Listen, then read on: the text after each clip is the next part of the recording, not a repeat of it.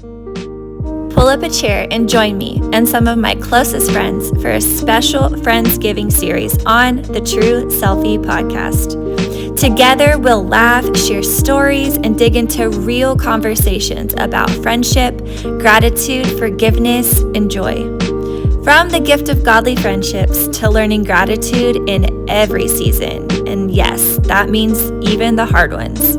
This series is all about celebrating the people God places around our table and the lessons He writes into our lives. Whether you need encouragement, a reminder to give thanks, or just a little fun holiday joy, this series will fill your heart and point you back to Jesus. Welcome into Selfie Fam. I am so excited. I have some of the best women here, and we are doing a Thanksgiving edition titled Faith, Friends, and Thanksgiving. And so this Friendsgiving episode is going to be 4 parts. You're going to see it over the next few weeks. But we're just going to go around the table and just share your name really fast because not a lot of our guests know everybody. So who wants to go first? I'll go. Okay. I'm Guyana. I go to church with Brooke, and yeah. Yep, perfect. I'm Vanessa. Also go to church with all of you, and you all are some of my very good friends. I'm Ashley. I go to church with all you guys. Yes. And we've all been friends for a really long time, so you're gonna hear stories, you're gonna hear probably emotional moments because we all share so much of our lives together over the last decade. Mm-hmm. Honestly, I feel like I've known you all probably longer than a decade. Don't you think? Mm-hmm. Yeah. Feels that way. So our first topic for discussion today is going to be the gift of godly friendships. And our anchor verse for this is Proverbs 27:17.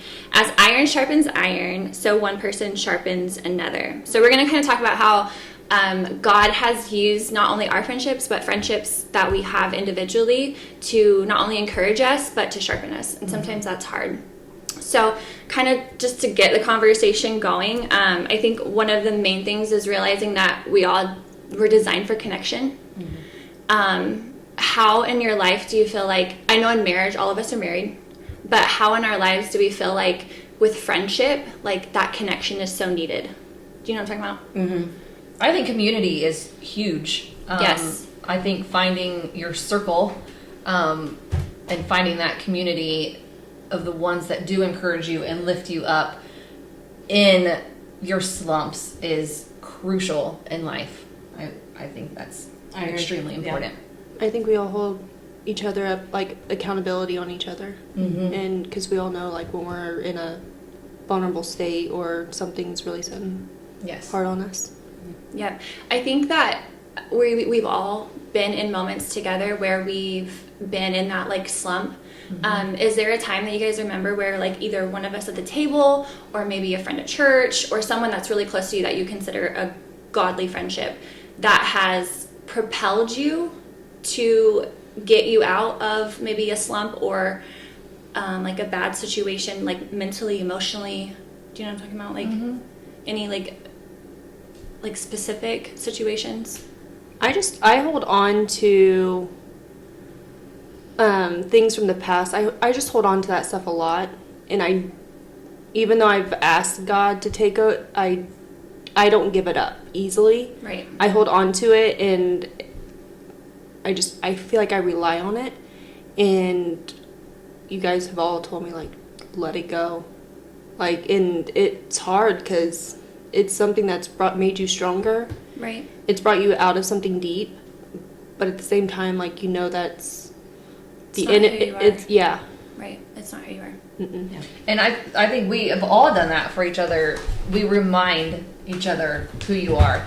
And I can say all 3 of you have definitely noticed when I don't even have to say it. There's been times that you have recognized it and came to me and I know you're not okay. You don't have to tell me. Yeah. But just know. Just know. I am in your corner. And that's crucial. Mm-hmm. I wear it on my face a lot. I do too. My mom always told me growing up, you wear your heart on your sleeve. Mm-hmm. So my mood is on my face no matter what. And I'm I hate that, but at the same time, in this kind of situation, it's a blessing because other people can see when I'm down and they know to pick me up. Because I'm not one who will always, ask you know? So having just that like extra set of eyes in our friendships, like on us, has been like a really helpful thing for me. Yeah. That's where the accountability comes from. Yep. I think we all know that fake smile. Yes. Like, I'm fine. When you're just Listen, like, I'm good. Not, so we can talk about it or we can pray about it. Whatever you want to do. But it's the I'm fine, not the I'm good, I'm great. It's I'm okay, and you're like, but are you? Yeah. Yeah. Yeah. I love the verse in Ecclesiastes where it says 2 are better than 1 because they have a good return for their labor. And it makes me think about, you know, when God created Adam and Eve, and a lot of people I think kind of gear this towards like marriage, but I think it's so much more than that, because yes, he needed a woman, but I think it was more of like community. yeah. Companionship. Exactly, a partner to do life with. And I think that there are different forms of partners. Like your husband is probably your most, you know, number one partner, but he designed us to have this, you know, because it's an extension of his relationship towards us. And so I think sometimes having that 2 is better than 1 like reminds me, like, I definitely need to call on a friend. I don't know how many times I've texted all of you, you know, and said like, hey, pray for me today. Yeah. Because I'm mentally struggling. Or I'll say, I know I've said before to you guys, like, I'm in a bad mental space. Yeah. Because I just had a bad day. Yeah. My thoughts aren't where they should be. And I think that there sometimes is this like stigma on people that are Christians, like they never have bad days. Yeah. And I'm like, I thought you were supposed to be a Christian. yeah. And That's the first thing somebody will say to me. Like, well, I thought you were Christian. You're not supposed to have those kind of days, or you're not supposed to act that way, or whatever. But that's what they say. Yeah. Yeah. But we're human, you know? And so. And God didn't promise no bad days. He didn't promise rainbows every day. Right. That's just not realistic. Yeah. The promise is He'll be with you through those days, not that there won't be any. Yes. That's good. Yeah. I think also too, like, I think this verse is when we talk about iron sharpens iron, how like our friendship sharpens each other. Have you ever had like a moment in like a relationship where you've been like confronted, where maybe you weren't making the right decision? And like, how do we respond? Like, how have you guys responded to that? I think at first when you're not doing something you're supposed to, you get defensive in the beginning. But then when you really think about the situation and you know that person's right, then in my case anyway, because I can be a defensive person. That's just how I've been raised in that kind of to like stick up for yourself. Yes. Yeah. So when somebody comes to me, which I'm a lot better now with it, but before I would get really defensive and, you know, not even want to receive what they were trying to help me with. So, So your initial thing is defense. Yeah. I shut down. Yeah. I just get real quiet because like I take it all in. Yes. But I guess it would be like a defense mode too, but I'm afraid that I would just say something that would come back more hurtful. Yeah. And so I try to process what I'm going to say first. So it's just easy for me to shut down so I don't say something to hurt That you'll somebody else. regret. Yeah. Yeah. I'm definitely one to shut down. But it's not that I'm not receiving it. It's almost that I have to take it in. Yeah. Process. And then let me, I guess, sleep on it. Yeah. And then, because there's a reason. I mean, if God gave you something to give to me, He's using someone to speak that to me. So I need to receive it. So, yeah, I think just sitting on it and then... I think it also matters like who says it. Yeah. And how it's said. And how it's said. Yeah. Because I feel like if it's a true friend that's, you know, Jesus centered in everything that they do, their heart is never to offend or hurt you, and they love you, that in their heart maybe they're wanting to push you closer to that, you know, that holy walk. I don't know if that's the right word, but and sometimes when we do have to I'm just thinking of like the path to heaven, like it gets narrow. As it gets narrow, things are going to get like chiseled away from us. And that is, nobody wants to be chiseled at. Mm-hmm. That's why I feel why your circle matters. Yeah. Because we should want each other to move forward and get out of that thinking. Or when we see we're struggling, out of love, we can say, and it's not you're in trouble because I know that you're doing this, or I saw you do this, or I heard you did this. Or you're not doing this. Yeah. Mm-hmm. It's, hey, I can see that you are not okay. I can see that you're really struggling. Like, let me help you get through this, but you've got to get on track. Yeah. We have to be that for each other. I think that's important. Mm-hmm. Have there been people in your lives that have done that? A lot. Yeah. I'll just be honest, like, I mean, I feel like I'm such a people pleaser, so I'll do whatever someone asks me to do. Yeah. And not think about the whole, like, picture. And so when someone calls me out, I'm just like, oh, okay. And then I don't know how to talk about it, because I'm not a big talker anyhow. Yeah. So I'm just like, okay. I ponder it, and I just like make myself feel more guilty about something. Internalize it. So I was going to bring up the one of the main friendships in the Bible, which is David and Jonathan. And if you don't, David is obviously King David. Jonathan is Saul's son. So Saul and David are at odds, right? And it's funny to me that Jonathan, who is the son of a king, in turn, like, basically disrespects his father's command because he loves David and he cherishes their friendship. I had this highlighted out of 1 Samuel 18:1. It says, after David had finished talking with Saul, he met Jonathan, the king's son, and there was an immediate bond between them. And I feel like that's how, for me, like with each of you, I feel like when it's a godly friendship, like, you don't have to work for it. Right. It is like an immediate, like, nobody could try to talk you out of it. Like, there's no working towards it. There's no like trying to get to know each other or like filling each other out. I don't know if this is true for you guys, but like me and Jesse tried really hard to find people in Greenfield to be friends with. And we would have people over at our houses, like a couple of people. And it was like we were just struggling, and like trying to make it work. And I'm like, this, and then every time we would close and we would say, this isn't a friendship that God's wanting us to experience right now for whatever reason it is.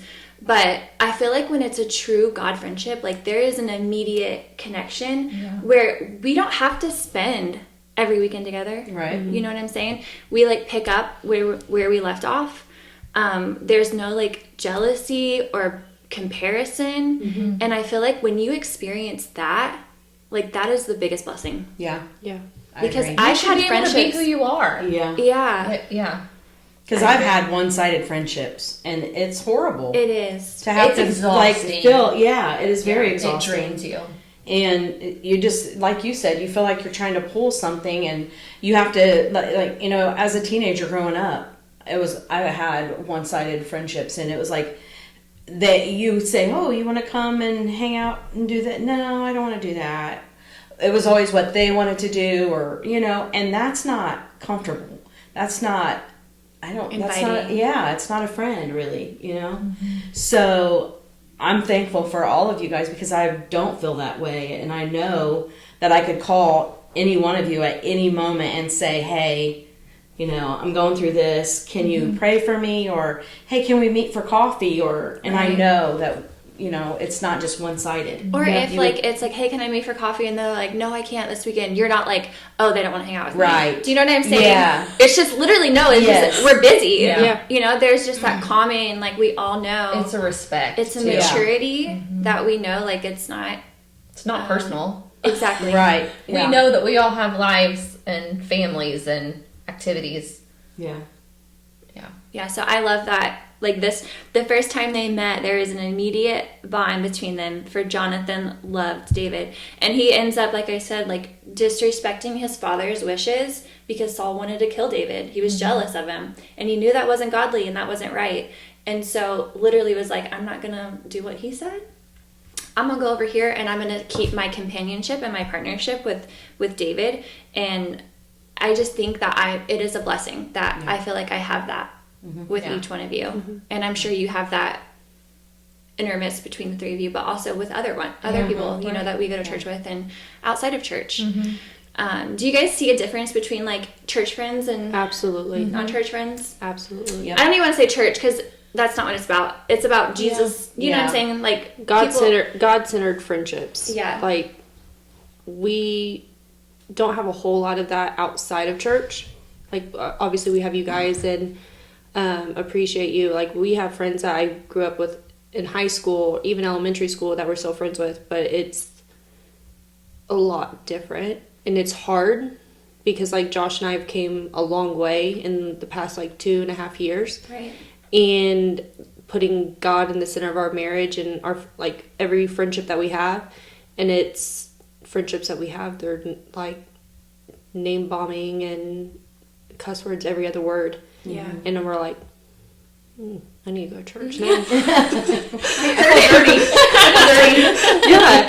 And I'm just like, wow. It's a big difference. And you lose friends. You know, you lose friends because they don't want to hear about Jesus, or, you know, they don't want to hear about your church event or whatever it may be. And so that can happen too. I mean, or even that you're not entangled in drama or gossip. Yeah. You know, there's been so many times where I've had conversations with people and they would be talking about someone and I'm like, can we just change the subject, you know? And like, because I won't entertain the conversation, like there's been like, you know, separation, and it's like, it just puts a spotlight where you're like, okay, this is why it's different. I don't feel like you should like per se seclude, right? You know, but there's a season for it all. Yeah. And you can remain their friend. You just don't have to hang out with them every day. Right. Like I have a friend that I grew up with, and I love her. She's like a sister to me. Her kids call me their aunt and things like that. I love her. I just don't see her every day or like I used to.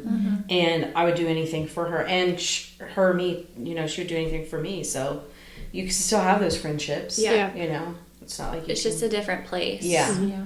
But I feel like when you can tell a difference. Yep. Do you know what I'm saying? When you're in those different types of friendships. So it's important, I feel like, realizing the stretch that we get in good friendships, knowing that like this is needed. Yeah. You know, there are things, I don't want to ever say that you don't share with your husband, but there are things that your husbands just don't get. Yep. You know? And they're not going to see it. Sometimes you just need a girl. Yeah. Sometimes I just need somebody else to talk to. Speaker, that's the truth. Yep. But it's important. And, you know, during the holidays, it's about Thanksgiving and being thankful and grateful. But I'm so thankful and grateful. There was a season in my life where I didn't have any friends. Yeah. I didn't, and I remember praying. I just remember Piper talking about this in one of her podcasts about she just feels like she doesn't have any friends. And I'm like, after my college years, I didn't have any friends. Yeah. None that I could turn to. But you were in a different season. And I remember praying. Yeah. Like as silly as that was, like I prayed. I'm like, God, can you please send me people that I can link up with? And he literally told me, like, open your eyes, they're all around you. Yeah. And so I think it's so important that we are just grateful and thankful for the people in our lives, and realizing that it's a gift. Like, our friendship is a gift. Yeah, I agree. And the thing with me is, you guys were all raised in church. I wasn't. I didn't start my relationship with Jesus until I was probably 36. And so, you know, I didn't know to pray or for things like that. I didn't know to pray myself out of situations. And I'm still learning because, I mean, you're always going to learn. But I still feel kind of new in it, even though, I mean, I'm older than you guys. I mean, I could be all of your mothers. But I don't think so. that's when I started my relationship. So I didn't know to pray for things like that or, whatever. So, and now that I have it, I'm like, why did I wait so long? What took so long to get me here? But I'm here now, and that's the important thing. Mm-hmm. And I have you guys with me, so. I went to church with my grandma because it was like something I had to do. Mm-hmm. And she attended a Baptist church. Mm-hmm. And I would just sit there and like, I don't know what I'm doing. And honestly, just recently I went to church because I knew, and Josh and the girls as well, like we went to church because it was something that we had to do. Mm-hmm. And we knew what we were supposed to do. Yeah. And we just went through the motions. Mm-hmm. And Chad Muncie said that. He was like, we go to church because it's what we're supposed to do. Mm-hmm. But we need to be in church. Yeah. And that's something I've learned recently. And so I took in everything that Pastor says. Yeah. But I wasn't like taking it. Yeah. Right. Applying it every day and doing what I'm supposed to be doing. Mm-hmm. Yeah. So we're going to take a moment and we are going to, I didn't put this in your notes. I didn't want you to like overanalyze it. Oh, Lord. I just want, because this is Thanksgiving, we're being thankful and grateful for the people in our lives that have made a difference. So you can share, maybe name someone. I know I told you not to name drop, but you can name drop in this situation. Someone in your life that you want to just take a moment and say thank you to this person. You don't even have to give any explanation, but maybe just share like this. I have a tissue? So Ashley wants to go first. Look. Oh no! And it doesn't have to be like, I don't. Brooke already knows. I honestly don't know where I would be without you. Because you're always that person. Like, when I found out I was pregnant with Ronnie, you were the first person I came to. We had a revival at church. And I was scared. Josh was in Kentucky hunting. And a guy told me, this pregnancy you don't have to worry about. I was like, I'm not pregnant. And he's like, you don't have to worry about it. And so I text Brooke. And she's like, take that test. I did. I was pregnant. She's like, don't have to worry about it.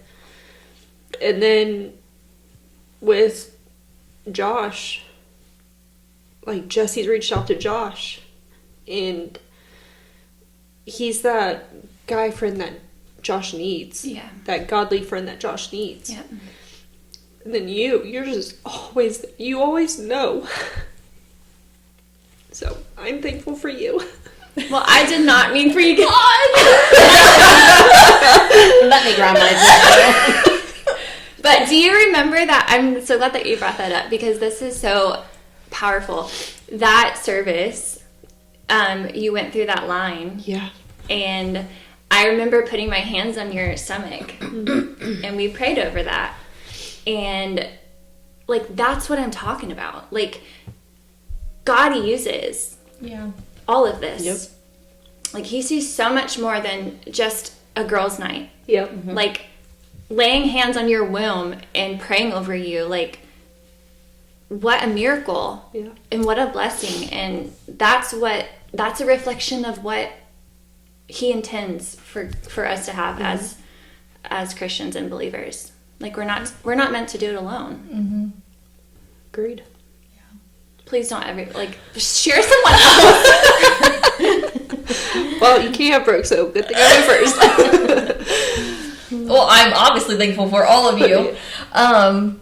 Gosh, thanks for not letting me think about it. I'm gonna go deep, and I'll say my two very oldest best friends that I've had, since middle school and high school, and I'm still best friends with them. And my best friend Nikki, she's really the sister I never had. My girls call her Aunt Nikki, and being 3 hours away is hard, but we always pick up where we left off. Mm-hmm. And then my best friend Chelsea we've been there for each other through every hard battle, deep. So those are friendships that stick for years and years and years. And even though we don't see each other often, we don't talk every day, whenever we need each other, like, we are there to drop of a hat. And that is priceless to have those. Longtime friends like that are really hard. Some people don't ever get to experience those, longtime friends. So I'm thankful for Nikki and Chelsea. Yeah. Yeah. Awesome. Who are you? Okay, mine is Deanna. Yeah. Because here we go.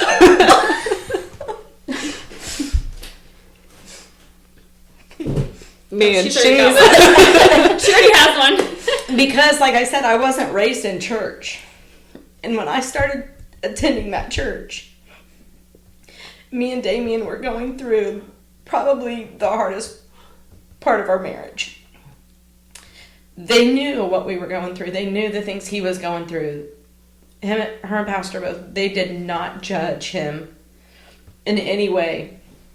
And she loved me with her whole heart and loved me through that whole situation. And it was the hardest thing that I've ever probably been through. And it didn't matter. And like I said, I had just started going to church, and I didn't have a relationship with God. Yeah.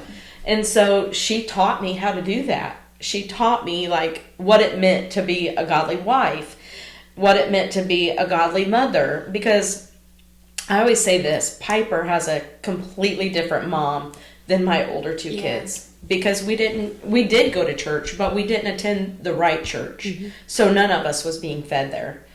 So, because they were raised in church, it was just a Methodist church. And, I mean, nothing against Methodists, but it wasn't for us. Right. And so she taught me all those things that I needed to know, the tools that I needed to get myself through what we were going through. And even to this day, they've never judged him for his past. They've never judged me for it. They've always just loved us through it. And that's, to me, she's probably my very best friend. Because I know I can call her at any time. Although I know I can call you guys too. Yeah. But, and like, there's something about her, because Piper, I mean, they're BFFs. They love each other. Yeah. And that's real. It was just a God connection. Yeah. And because it was not just me, it was my whole family. Even my kids that don't even go to church there. Like, they love them so much. Respect them. And and they don't, because they don't go to church, they don't judge them for that. They don't damn them to hell, or know, they every time they walk through those church doors, they put their arms around them and they love them, Mm-hmm. And you don't find a lot of churches like that with pastors that we have that in that way. So so she's my Deanna. Yep, that's a good one. Deanna is also one for me, because like you, similar story. When Jesse and I's marriage was really rocky, and honestly, it looked like it was over. Mm-hmm. She stepped in, and although they didn't know everything at the time, they just knew something was wrong. But like you said, they never judged. Mm-hmm. Never judged, loved us through it. They saw me before Jesus. They saw me grow. Yes. Then they saw Jesse grow. Mm-hmm. And it's just been a thing. I also would say my sister. You have sisters. Mm-hmm. Mm-hmm. Yep. You have sisters. I do not. There's just something about your sisters, Mm-hmm. And she has been with me through everything. I mean, loved me through it all. Literally gave me a home to live in when I was just in my rebellious stage. Swooped me up like she, as a big sister would. But even now, like, our kids are all in the same era, so like she's someone that I like really weigh heavily on. So I would say, Sarah, if you're listening, I love you so much. But like, we all have people in our lives, and just to encourage and remind, like, don't let a day go by or a week go by where you don't like send out a text. I try to do that frequently, where I'm like, hey, I'm grateful for you, because honestly, I don't know where I would be without. Like, if we think about it, like, where would you be without someone stepping in and carrying you? Yeah. And I don't know where I would be. Where would you be? There are so many different, and just being thankful that God placed someone. Yeah. Like, he loves you so much that he placed someone in your life for that season to guide you. and we just don't think about it that way. So friendships aren't just fun. We are very grateful for them. We have a lot of fun on girls' nights, but they're truly a reflection of God's love for each one of us. That's it for today's Friendsgiving chat. And don't forget to share this episode and join us next week for another seat around the table.